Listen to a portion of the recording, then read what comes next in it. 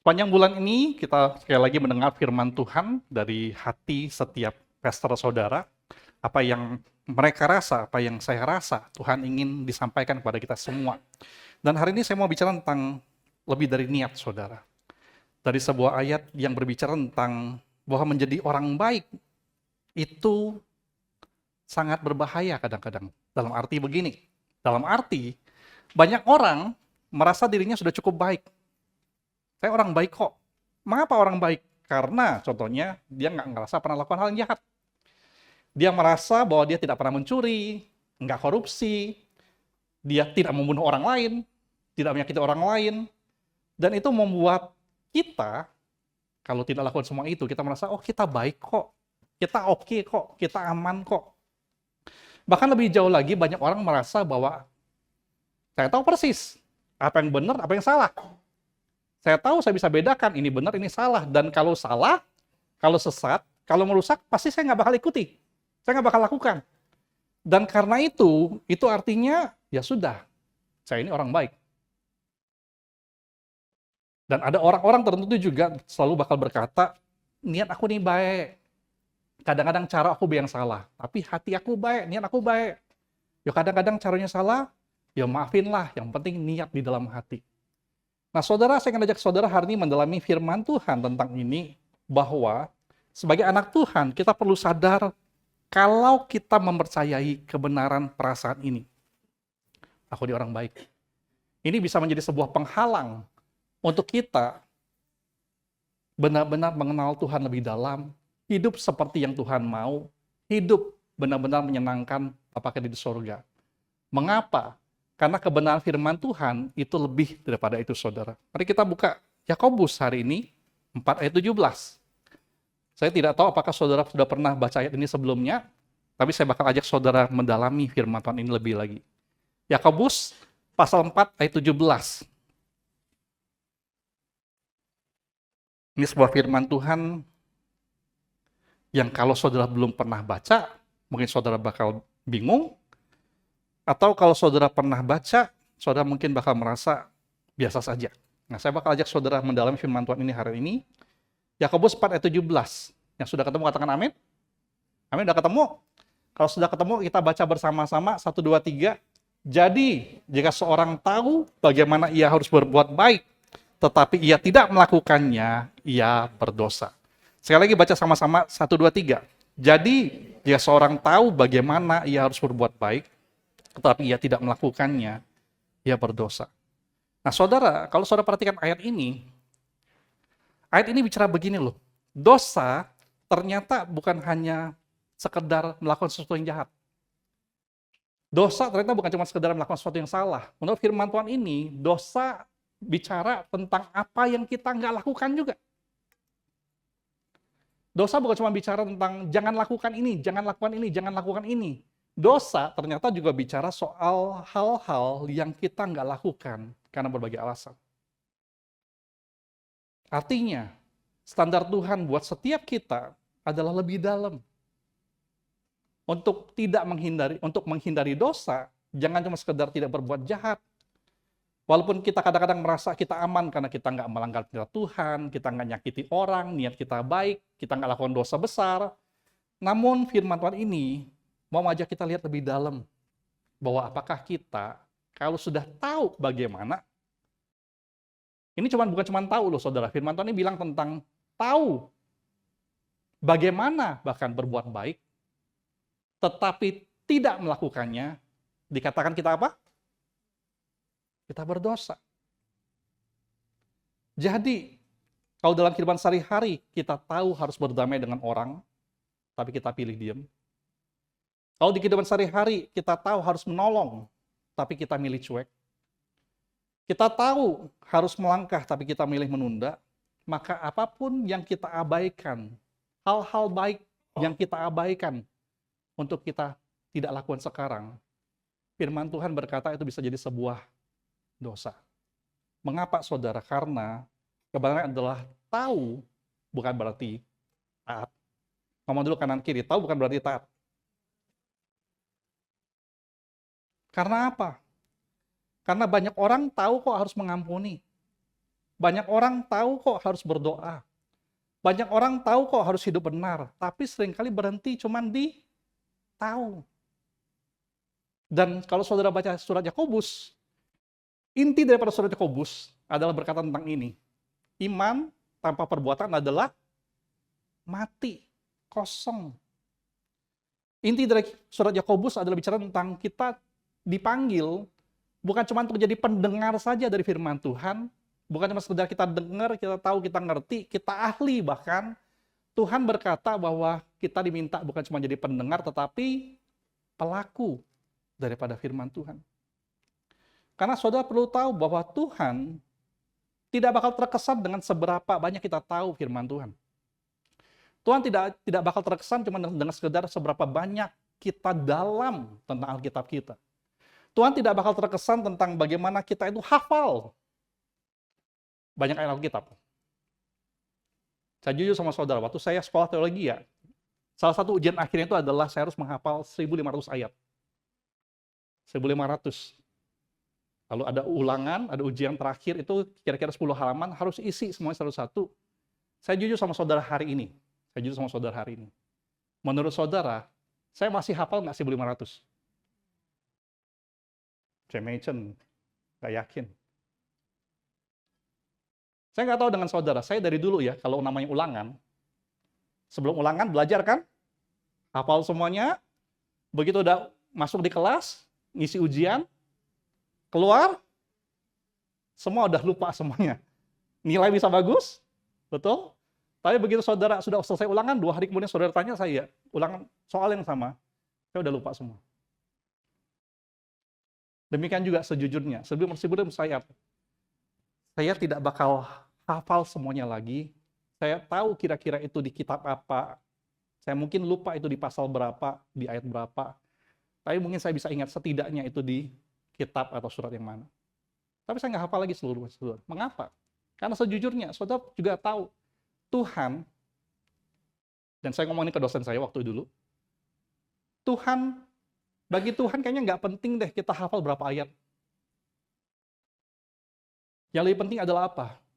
Firman Tuhan itu meresap dalam hati kita, dan kita begitu tahu apakah kita sungguh-sungguh mau melakukan atau tidak. Karena kalau sekedar harus tahu banyak tentang kebenaran, maka seharusnya para pendeta, penginjil, rohaniawan di gereja atau di agama lain adalah orang-orang yang paling berlaku benar harusnya. Betul? Tetapi sedihnya apa? Dalam kenyataannya, dalam kehidupan kita yang real setiap hari, faktanya apa?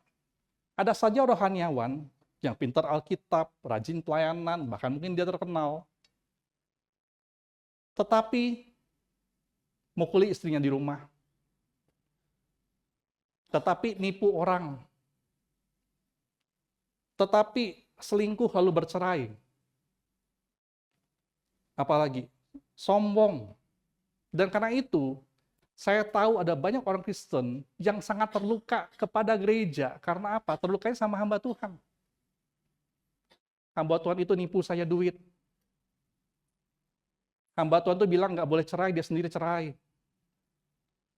Banyak orang Kristen yang apa? Terluka dengan hamba Tuhan, dan itu memang kepahitan yang dialami oleh orang-orang Kristen. Karena berpikir apa?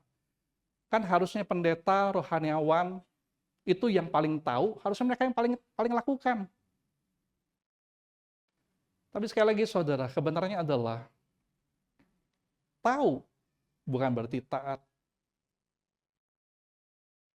Dan tentu saja, kalau bicara soal ketaatan kepada perintah Tuhan, itu berlaku bukan cuma untuk para rohaniawan, tapi itu berlaku untuk kita semua. Semua kita yang adalah anak-anak Tuhan, entah kita mengajar atau tidak di gereja, tapi semua kita yang mendengar, Tuhan harapkan kita itu bakal jadi orang yang mendengar, tahu, dan melakukan kebenaran firman Tuhan. Saya percaya, saudara, dengan hati kita semua. Kita datang ibadah, kita baca renungan, kita rajin berdoa. Mengapa? Karena kita semua pengen tahu lebih tentang Tuhan.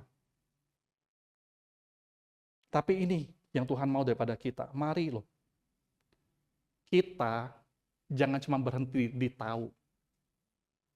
Kita harus tahu dan kemudian lakukan itu secara nyata setiap hari. Ngomong kanan kiri saudara, katakan secara nyata. Amin. Itu sesuai dengan misi gereja kita. Saudara tahu misi gereja kita adalah kita mau mengajar orang-orang mencintai Yesus secara nyata setiap hari. Harus secara nyata dan harus setiap hari. Nggak cuma di gedung gereja, nggak cuma di komsel, tapi setiap hari. Orang-orang yang paling tahu, orang-orang yang paling diberkati oleh betapa kita sayang kepada Tuhan Yesus, seharusnya adalah orang-orang yang kita temui setiap hari. Pasangan kita, orang-orang yang terdekat kita, dimanapun kita berada, mungkin di kantor, mungkin di sekolah, mungkin di ruang kuliah. Mereka adalah orang-orang yang harusnya paling bakal diberkati, karena melihat apa?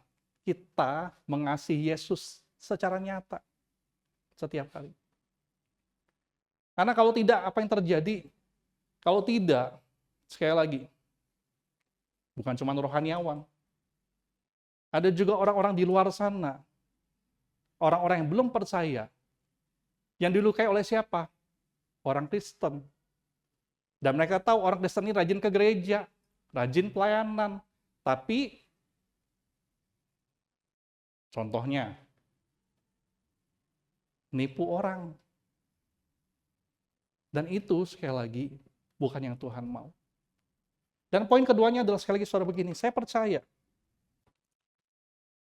semua kita, setelah tahu apa yang baik, semua kita setelah tahu apa yang benar, biasanya kita tersentuh dan mau berbuat sesuatu.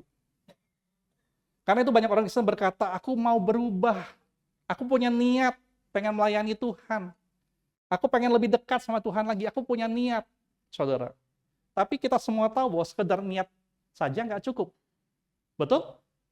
Betul? Bahkan dalam kehidupan sehari-hari, saudara, bukankah hal yang sama terjadi?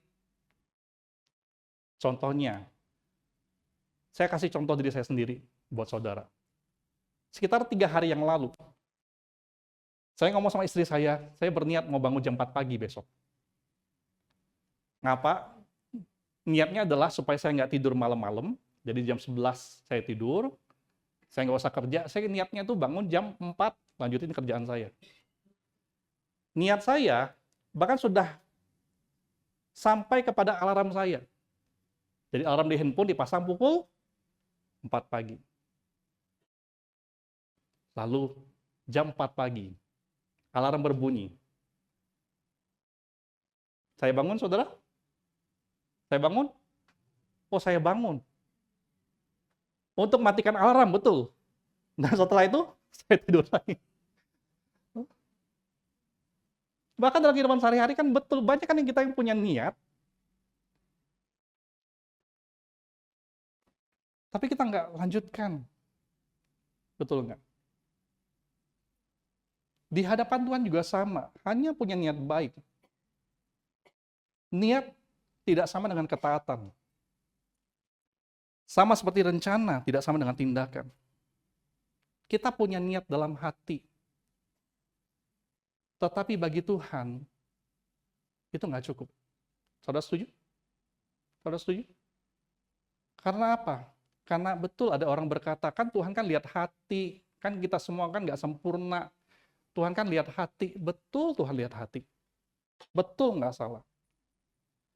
Tapi Tuhan tidak mau cuma melihat apa yang ada di dalam hati kita. Tuhan mau melihat apa yang kita nyatakan dalam perbuatan dari niat itu. Bukankah ini sama, saudara, bahwa kalau saudara sakit contohnya, saudara pergi ke dokter yang bagus, saudara dikasih obat yang bagus, lalu meskipun saudara berkata, aku percaya dokter ini bagus, lalu saudara berkata, saya percaya obat ini bagus, bikin saya sembuh. Tapi kalau saudara cuma percaya, lalu obatnya saudara beli, tapi saudara nggak minum, apakah percayanya saudara bakal menyembuhkan saudara? Enggak, betul. Padahal percaya saudara sudah terwujud dalam niat mau berobat dengan pergi ke dokter dan beli obatnya. Tapi niat, sekali lagi, tidak ada arti apa-apa kalau tidak menjadi perbuatan. Niat, cuma niat, juga belum tentu menyenangkan kita. Saya kasih saudara contoh. Misalkan saudara punya anak. Lalu saudara panggil anak saudara, "Dek, ayo mandi." Lalu dia jawab, "Oke, Ma. Oke, Pak." Saudara senang dengarnya? Saudara senang dengarnya? Senang. Tapi waktu ngelihat dia, jawab, "Oke, Ma, oke, Pak," lalu dia tetap santai di sofa, atau dia santai di kasurnya, tetap main handphone, nggak bergerak. Lalu apa yang saudara lakukan kemudian? Banyak orang tua di sini semua senyum-senyum, betul ya? Ini kepahitan. Kita setiap hari, betul. Apa yang kita lakukan berikutnya? Kita jadi marah, betul nggak ya? Tadi katanya oke. Kenapa nggak bergerak? Lalu anak kita balik marah sama kita. "Iyo, Ma, ini juga sudah niat nak mandi. Sabar dikit." Gitu loh. Lalu apakah kemudian orang tuanya jadi happy, jadi seneng, karena berkata, "Oh baguslah dia sudah punya niat ternyata." Apa begitu perasaan kita? Tidak akan. Demikian juga saudara, perasaan setiap orang tua dengan Bapa kita di sorga. Bagi Tuhan, niat itu bagus, tapi belum menyenangkan Tuhan kita. Belum menyenangkan Bapa kita di sorga, saudara. Karena sama seperti orang tua, nggak bakal cuma berkata, "Oh sudahlah, baguslah, kau sudah punya niat, sudahlah. Kalau itu udah usah mandi, tidak apa-apa, kau tidak apa-apa. Yang penting kau sudah niat, apa-apa." Tuhan tetap berharap kita taat yang diukur tidak dari niat, tapi dari tindakan. Maka ini penting. Saya ingin saudara berpikir ini lebih dalam pagi hari ini. Waktu kita sudah tahu hal yang baik, dan alasan paling banyak, paling sering, mengapa kita tidak melakukan hal-hal baik yang kita sudah tahu adalah bukan karena kita berubah jadi jahat. Kita nggak melakukannya karena apa? Bukan karena kita jadi jahat, kita nggak melakukan hal yang baik, bukan. Setelah kita tahu hal-hal baik, kita tidak lakukan karena kita menundanya. Betul, saudara? Betul? Kita berkata, nanti saja, sebentar lagi, nanti kalau sudah siap. Maka pada akhirnya, niat yang awalnya kuat, perlahan jadi lemah, lalu akhirnya hilang habis. Sama kayak beberapa bulan yang lalu, Muslim Mimi pernah berkata, ketaatan yang ditunda seringkali bakal berakhir jadi ketaatan yang dibatalkan. Betul? Saudara, saya yakin sekali lagi, kita bukan orang jahat. Kita merasa demikian. Tapi ada banyak hal baik yang kita tidak lakukan. Karena apa? Kita menundanya. Karena itu, hari ini saudara, kalau saudara termasuk orang-orang yang berkata, aku pengen melayani Tuhan di gereja. Aku pengen kembali melayani. Tapi jangan tunggu, jangan bilang nanti deh aku atur dulu. Nanti deh kalau waktu sudah siap. Nanti deh kalau waktuku udah longgar. Kenapa tidak mulai dengan putuskan dulu, komitmen dulu. Baru setelah itu, hidup kita diatur berubah sesuai komitmen. Karena kalau seringkali kita terbalik, kita pikir kita atur dulu, baru mau taat. Maka ketaatan tidak bakal jadi-jadi, saudara. Yang terjadi biasanya adalah apa? Kita harus taat dulu, baru hidup menyesuaikan. Sama seperti kalau saudara berkata, aku mau kok beri persembahan pada Tuhan. Tapi nanti deh, kalau sudah punya banyak. Nanti deh kalau keuangan sudah aman. Nanti deh kalau sudah cukup. Kenyataannya adalah seringkali kita nggak bakal ketemu yang namanya cukup. Dan karena itu, kenapa kita nggak mulai dari sekarang? Kalau kita berpikir, kita didorong Tuhan untuk beri persembahan, didorong Tuhan untuk melayani Tuhan, mengapa kita nggak berpikir mulai dari sekarang? Mengapa kita menunda? Mengapa nggak mulai dari apa yang ada, bahkan dari yang sedikit, saudara? Karena sekali lagi, Tuhan melihat niat kita itu harus berubah jadi ketaatan yang dalam bentuknya adalah apa? Perbuatan. Tuhan nggak nunggu kita siap, saudara. Tuhan nunggu kita itu taat. Dan karena itu, setiap kali saudara merasa tergerak, saudara tahu kebenaran, saudara tahu sesuatu yang baik, saudara tahu harus mengampuni orang, saudara tahu harus memberkati orang lain, saudara tahu saudara bisa menolong. Ini yang penting. Supaya firman Tuhan ini nggak jadi. Kalau saudara tahu bagaimana berbuat baik, tetapi saudara tidak melakukannya, maka saudara menjadi berdosa. Sederhananya begini, jangan tunda gerakan Tuhan dalam hati saudara. Ngomong jangan tunda kanan kiri.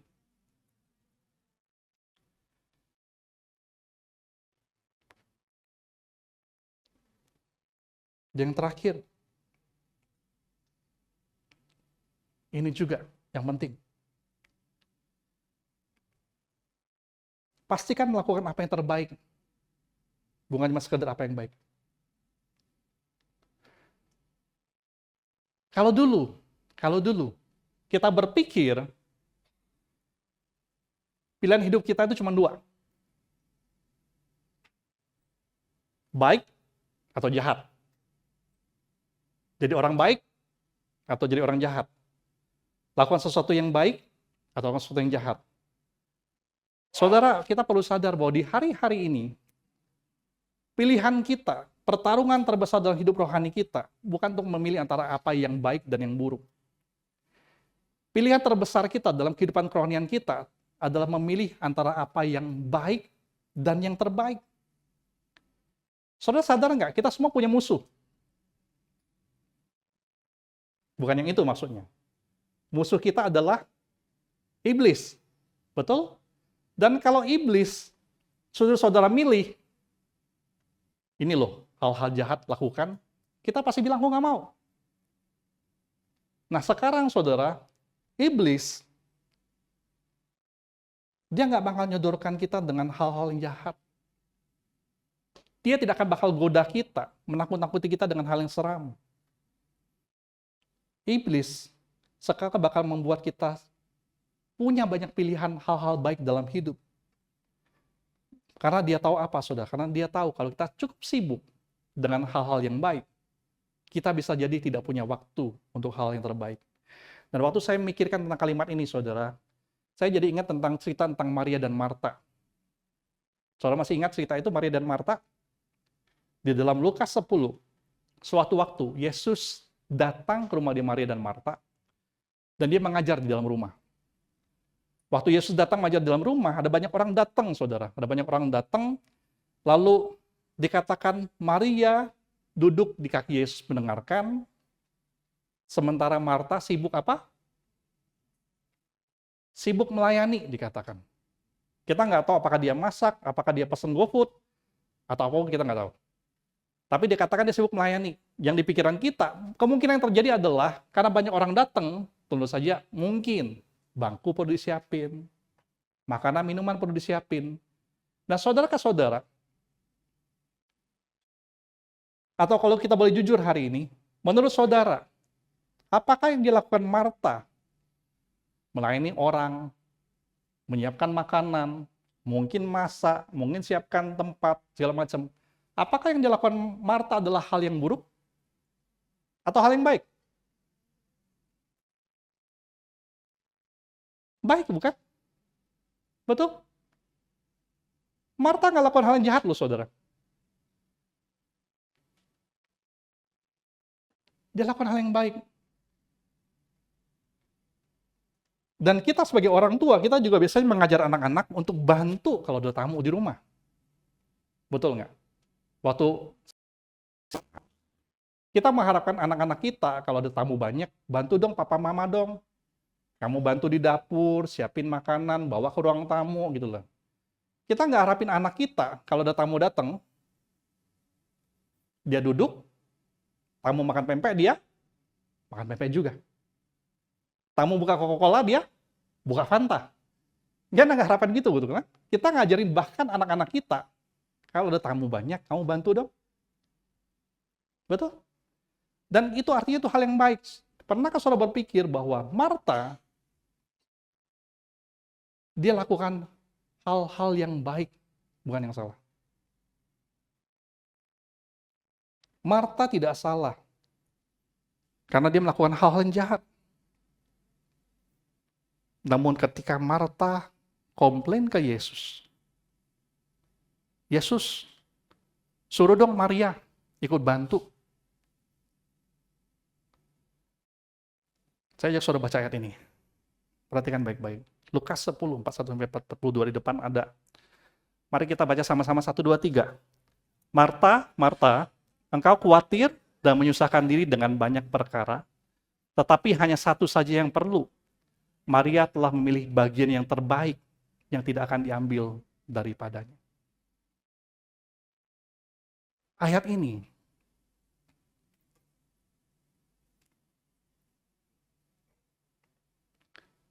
adalah keadaan yang kita alami setiap hari juga, saudara.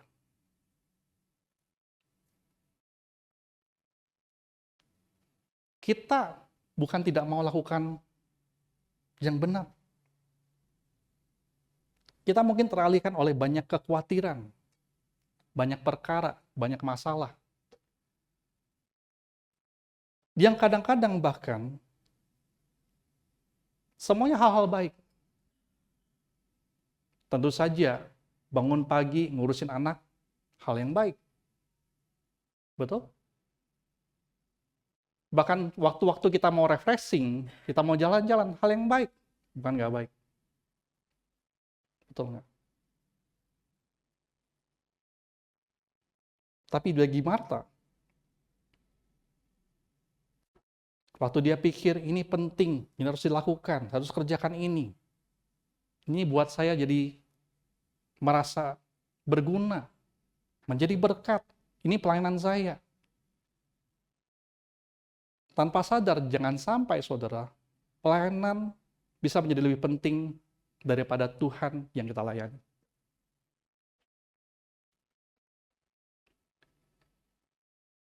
Itu saja yang Marta di poin itu, di waktu itu, dia salah. Taruh prioritas, dia salah. Mengapa Tuhan bilang Maria punya hal terbaik yang gak bakal diambil? Karena Maria sadar Tuhan yang dilayani lebih penting daripada pelayanan itu sendiri. Dan karena itu saudara, saya mau ngajak kita waspada dengan cara iblis menjauhkan kita dengan hubungan kita dengan Tuhan. Iblis tidak bakal menjatuhkan kita dengan dosa besar. Dia bakal cukup mengalihkan kita, menyibukkan kita, memecah fokus kita dengan banyak hal-hal baik. Sampai pada akhirnya kita kehilangan yang terbaik, termasuk hubungan kita dengan Tuhan. Dan hari ini saudara, pengalihan terbesar kita itu bukan dosa yang kelihatan besar, tapi hal-hal kecil yang terus-menerus kita lakukan, termasuk handphone, media sosial, hiburan, kesibukan. Semuanya ini bukan hal buruk. Saya percaya handphone kita, laptop kita, itu bukan hal buruk, itu hal-hal baik. Tapi mari kita sadar bahwa kalau kita teralihkan dengan banyak distraksi, dengan banyak hal baik, lalu kita lupakan yang terbaik, pada akhirnya kita lupa tentang apa yang paling penting dalam hidup ini, saudara. Dan akhirnya kita jadi nggak produktif. Baru-baru ini, saudara, saya baca satu survei yang menarik. Saya percaya kebanyakan kita suka buka media sosial, betul? Kita buka mungkin di pagi hari, ada yang buka sambil di toilet, scrolling, betul? Lagi di mobil, nunggu lampu merah, scrolling. Kita suka scrolling handphone, media sosial, Instagram, Facebook, TikTok, segala macam. Menurut saudara, berapa lama kira-kira total saudara scrolling sehari? Pagi bangun, buka, di toilet buka, di mobil buka, kira-kira berapa lama total yang sehari? Saudara tahu nggak? Coba dipikir-pikir, banyak nggak kira-kira? Saya baca survei yang menarik ini, baru-baru ini. Ternyata, kalau di total-total tuh, dari pagi bangun, sampai sebelum tidur, masih scrolling-scrolling, sampai handphone jatuh, pak,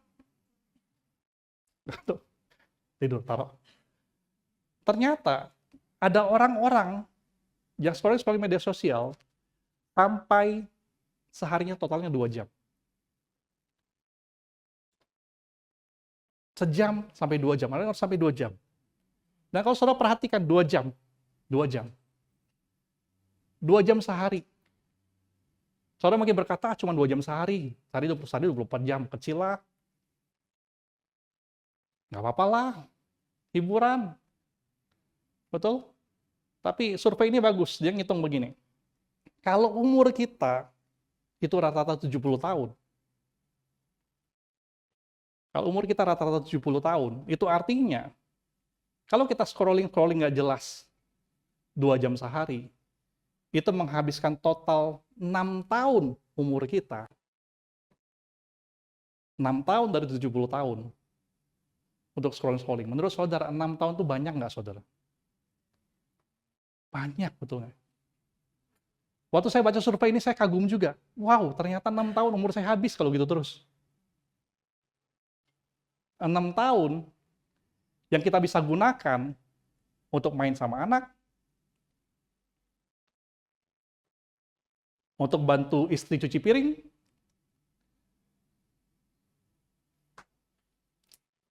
enam tahun untuk semakin dekat dengan Tuhan. Dan ini bukan hal jahat, scrolling. Ini hal baik. Tetapi hal baik membuat kita pada akhirnya bisa lalai dengan hal yang terbaik.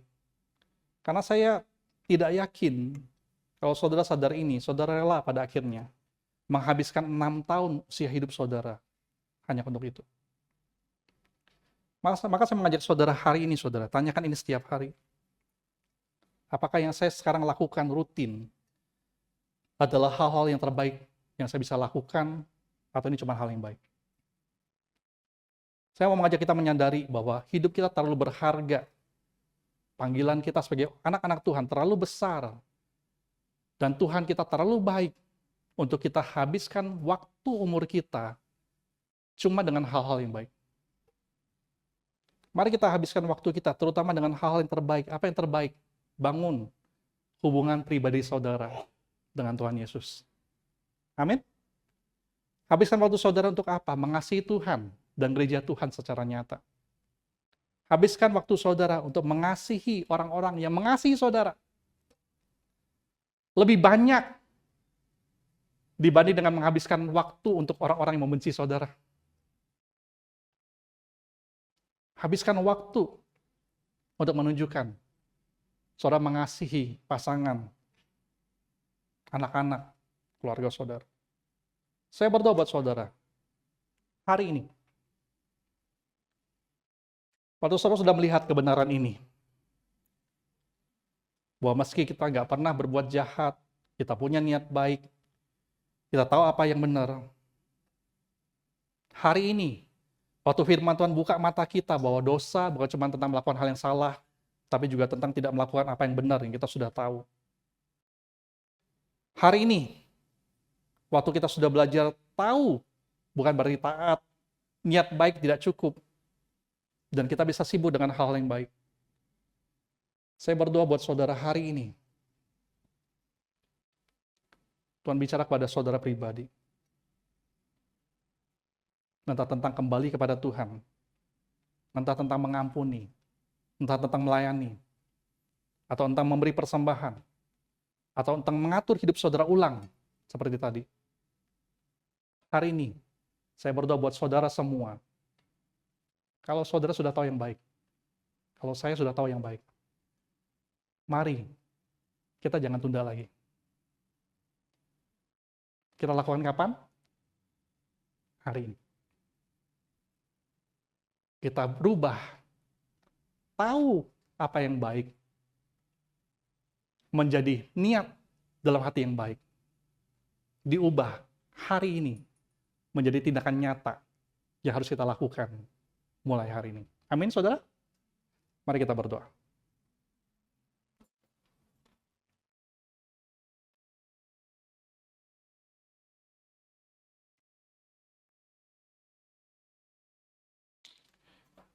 Tuhan Yesus, tolong kami Tuhan.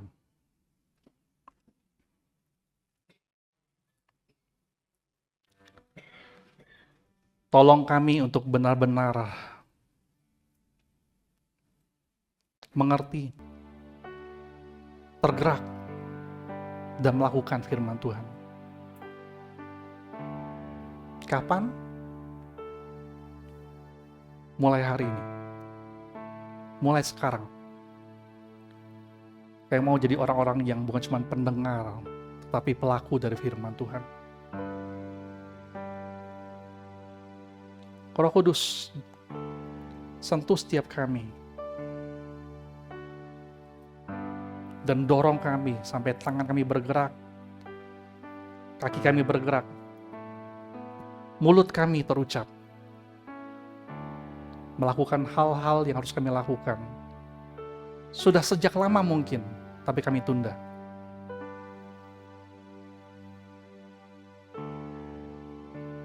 Dan biarlah kami bakal menunjukkan bahwa kami mengasihi Tuhan. Kami menghormati Tuhan kami. Dalam bentuk nyata, kami taat kepada Tuhan setiap hari. Tuhan sertai kami. Tuhan tolong kami, karena kami selalu butuh pertolongan Tuhan. Dalam nama Tuhan Yesus kami berdoa. Sama-sama kita katakan, amin.